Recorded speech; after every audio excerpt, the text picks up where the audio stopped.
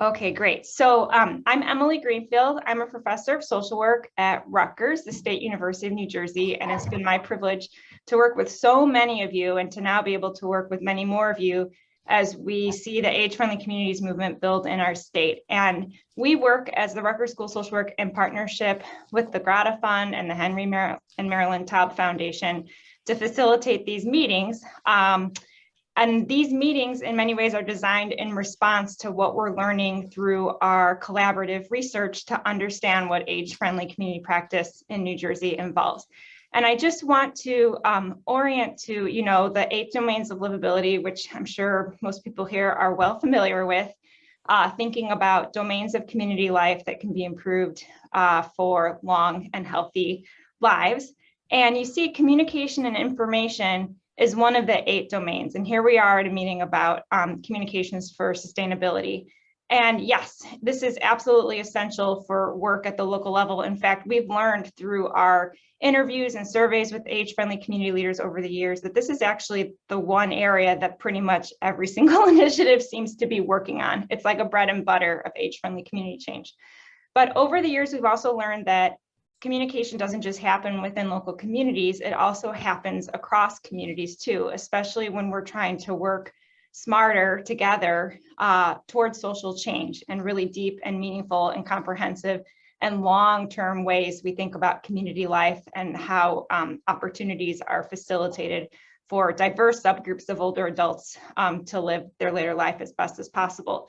So the focus of our meeting here is largely on communication platforms for our alliance. The network across all of us in Northern New Jersey, in large part spurred by the grant-making programs and now becoming bigger and even more complex beyond that, how we share information with each other to support our efforts at the local, county, and state levels. And so the goal in talking about these new communication platforms is kind of this next phase of the development of our alliance has a couple of itches, I would say, that we want to scratch here. So one is to better communicate our work as an alliance as a whole. I think in many ways, I've heard from people kind of feeling like they're the best kept secret of what they're doing, or the work that they're doing is really important, but it's kind of subtle. So we need ways to kind of coordinate how we're conveying what it is you all are doing in your communities to a broader audience of people. The other why behind spending time on this topic is to really strengthen our community practice. We've heard over the years how important our relationships are with each other to keep everybody energized, to brainstorm promising ideas, to accelerate through the learning curve of doing new things more quickly. And so communications is really a key part of that. So we just think, we've heard from you over the years and wanting to be responsive to strengthen our systems for doing that. And then also communications are really key for building the public and political will for age-friendly community change across the local, regional, and state levels. And so communication platforms can also contribute to that at this kind of higher level of geography beyond each individual local community. Okay, so next slide. Okay, so we have 2 segments of our time today together, plus kind of one more, as I'll explain. So our first segment is going to look at the new digital age-friendly North Jersey communication platforms that we at the Rutgers School of Social Work, in collaboration with the 2 funders and with Colleen Diskin, have been developing, especially within the past 6 months. And these platforms are designed to organize and facilitate our communication with each other as age-friendly community leaders and as members of this alliance. The second segment of today is going to focus on group strategizing on the future of age-friendly communications at your local community level, at the regional level, or at the Alliance North Jersey level, as well as potentially as the statewide movement grows beyond our specific geography in the North. We're going to do one more. This +1 is really for people who are brand new or newer to age-friendly community work. So we have our new leaders series. There'll be a follow-up meeting for new leaders, which we're roughly defining as people who started with this work in 2019 or later, to follow up more on kind of the nuts and bolts of developing communication platforms at the local level. And we'll probably might be calling on more established leaders, people who've been doing this work before 2019, who've been really successful at developing those local communication platforms, to come spend time with us at that meeting and share some of their experiences for everybody's benefit. So that's the orientation to our topic. Feel free to put in the chat, which I'll look at now as Althea talks, if you have any questions about anything that I just shared, and I'll hand the mic over to Althea to go on to the next part of our agenda. Thanks.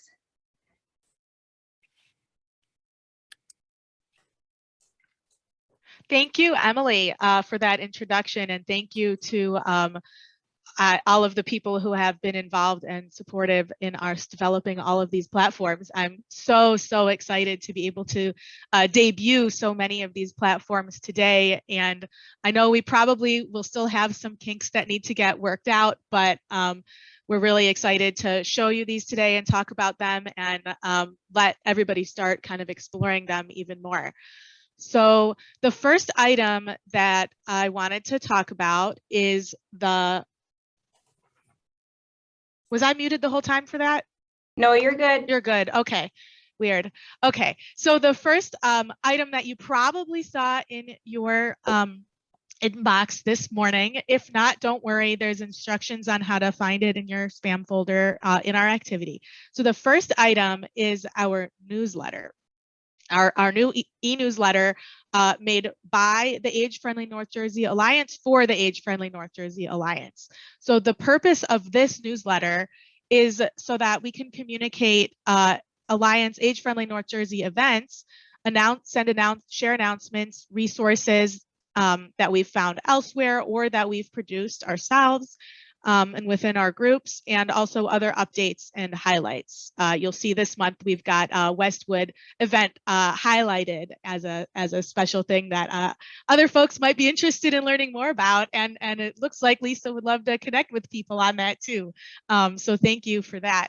The audience of this newsletter is the people who are basically invited to this meeting today, the core team leaders from all of the Age-Friendly North Jersey community initiatives, as well as the Alliance partners. So those are kind of the organizations who have also been joining us at our meetings too, and are kind of very close to our Alliance, such as AARP New Jersey and NJ Future and the Regional Plan Associates and other groups like that. So we hope that we will be sharing this newsletter monthly or so. And the way that you can access this is it will be sent through an email that's constant contact. There should be a way that we'll be able to share links to previous newsletters that you'll be able to find. And that's something that's going to be relevant on the next slide. So that's basically the gist of the newsletter.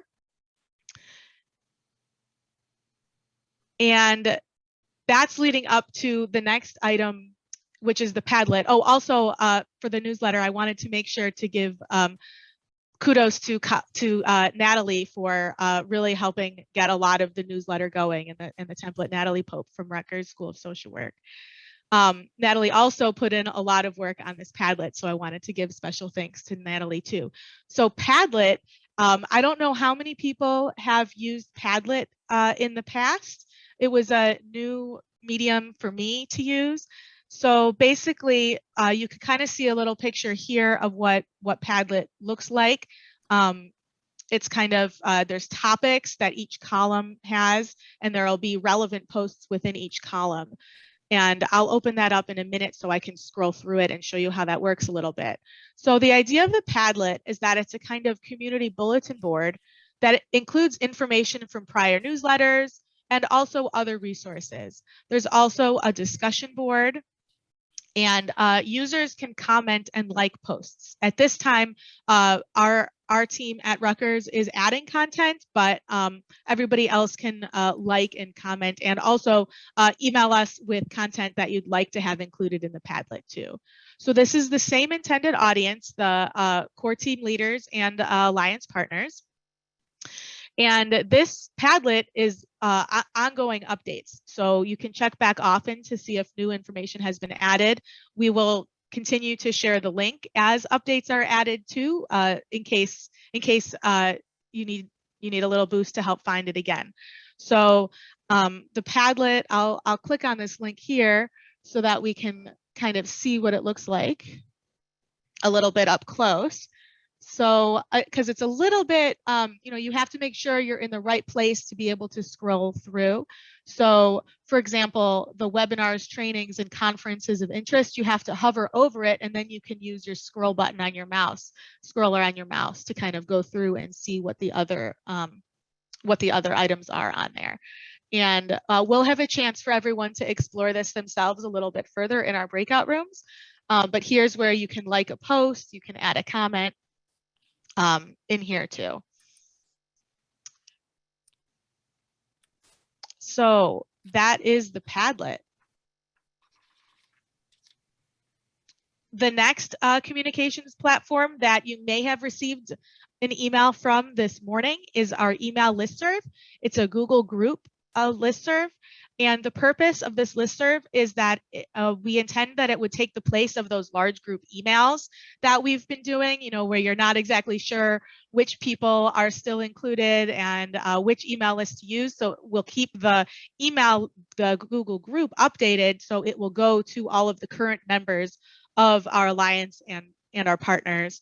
So you don't have to worry about getting the right email list and who you're sending it to. You should be able to just send it to the listserv. And we will be communicating about upcoming meetings and other timely updates.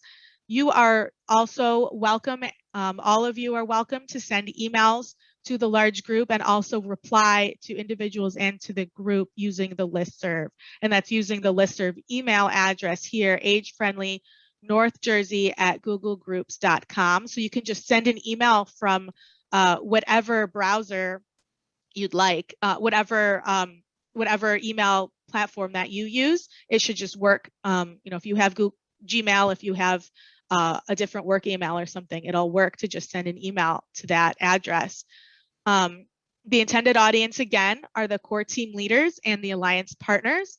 And the communications here, I say they're immediate. It does take about a minute or two for an email to go through. So it's not, snappy like that, but it is something that we intend for immediate and timely updates. Asking a question, for example, does anybody have advice on doing a community assessment? And then people who want to help provide advice can send that to the group. Or if you found out about a new event that you'd like to go to, or a resource that you want to share with the group, you're welcome to use that listserv. It's your listserv. It's all of our listserv. And then I wanted to show what it's like when I click on, if I click on that link, even just there, it just opens up in my Outlook. And if I send it to that address, then it'll send an email to the whole group. And then finally, the website and blog, which has been a large labor of love from Colleen in particular. So thank you to Colleen. The purpose of the website and its blog is to communicate about the Age-Friendly North Jersey Alliance with an external audience. So this is really the only intended outside-facing communications tool that we're presenting today. The others they're not private or secret. Anyone who has the link can get to the Padlet, and you're welcome to forward the newsletter to anybody you'd like to forward it to. The website is the item that we're really intending to be for an outside audience, as well as for our internal use as well.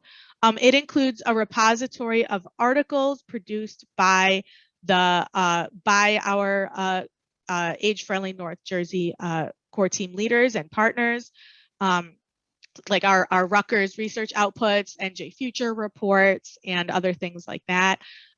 Photos, blog posts, flyers, and more. There are also links to the member age-friendly initiatives too. And you'll be able to explore that more in our activity in the breakout rooms. The audience, as I said here, is anyone. Anyone can find this website. It's searchable on Google.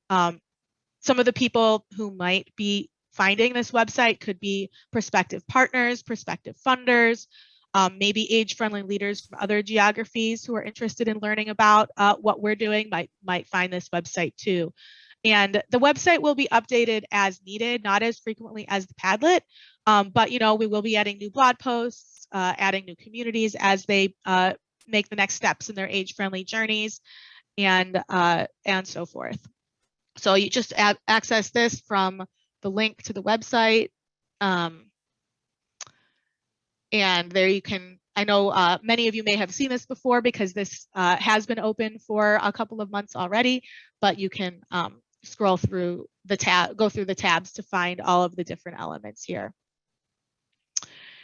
So I have kind of just a last page that has a summary of all of the different tools that we've been talking about here. And the next, and I'm happy to share this with everybody too, if you're just want a reference sheet of all of the different communications platforms that includes the links and what the intended use is.